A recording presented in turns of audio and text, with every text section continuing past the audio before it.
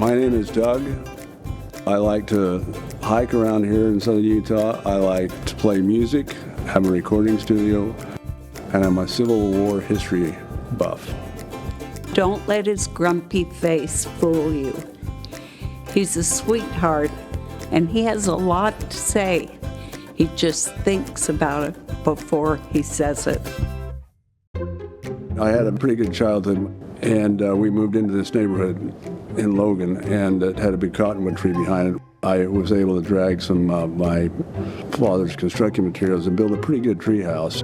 And it was the envy of the neighborhood. One day we decided to do a zip line, and so I drug a crane cable home because my dad owned a crane, and I had some scaffold connectors from Dad's scaffolding. Then put a 2-foot wooden stake in the ground and the hillside, and I was the first to try it. And so jumped on the line, and the stake came and jerked out of the ground, and I went straight down, knocked the wind out of me, and my friend thought I was dead. We always worked the summers, and this old carpenter came up to me, and he had this white carpenter suit on and the pencils, and I'd been sweeping like crazy. I was being so productive. He said, "Could you please keep the dust down?" Because I was just going crazy with it.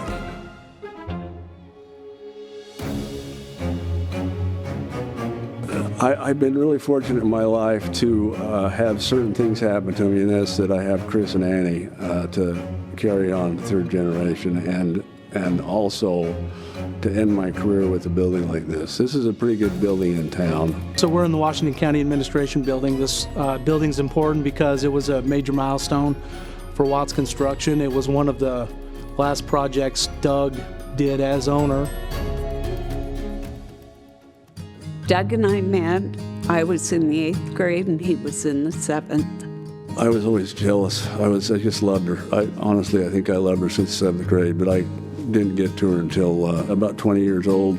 And we were at a friend's party, and he took me home. I made him a ham and cheese sandwich, and that was it. And we got married on the Oregon coast in the middle of a rainstorm. And it's been stormy ever since. You can cut that last name.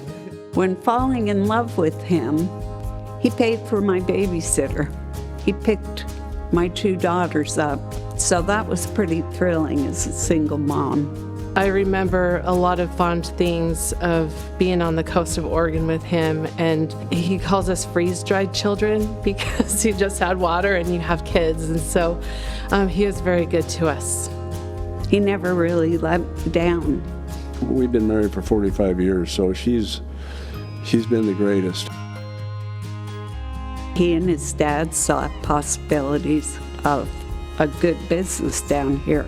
He'd read an article about the potential for growth here in Washington County, but also I think the winter weather was, he'd had enough of that as well. Well, put it simply, we built the southern part of the state, and everybody else built the northern part of the state. That's it. The idea of design, building, construction management wasn't known at all. Nobody knew what it meant.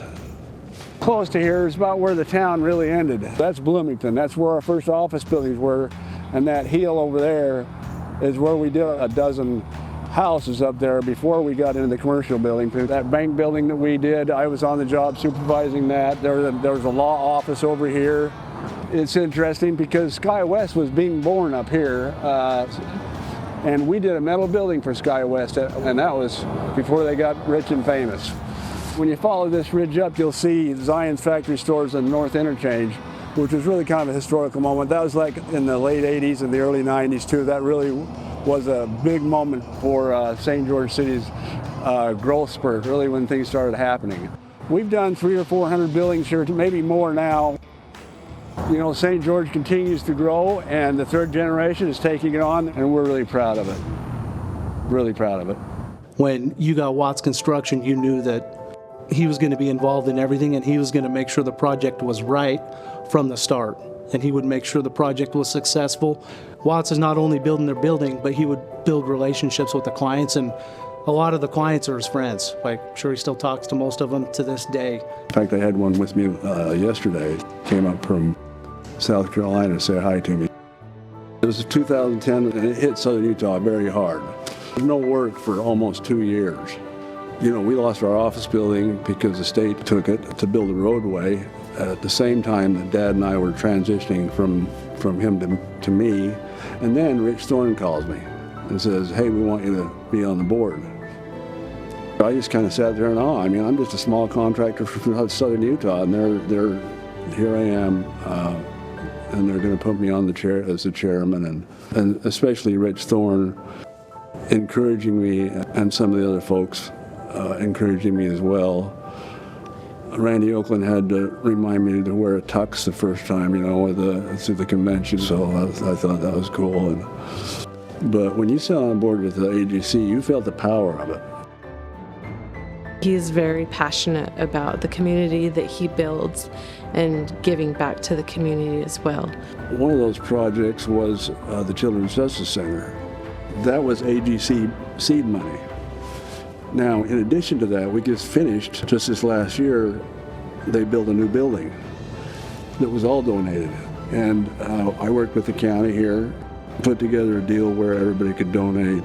He's my biggest cheerleader. He took the time to set us up for success the way he did. It was something that I had to earn, and I really respected that of my father. This has gone better than I ever imagined. Chris and Annie deserve a lot of credit. We're still waiting for a child to rise from the ashes for the 4th generation.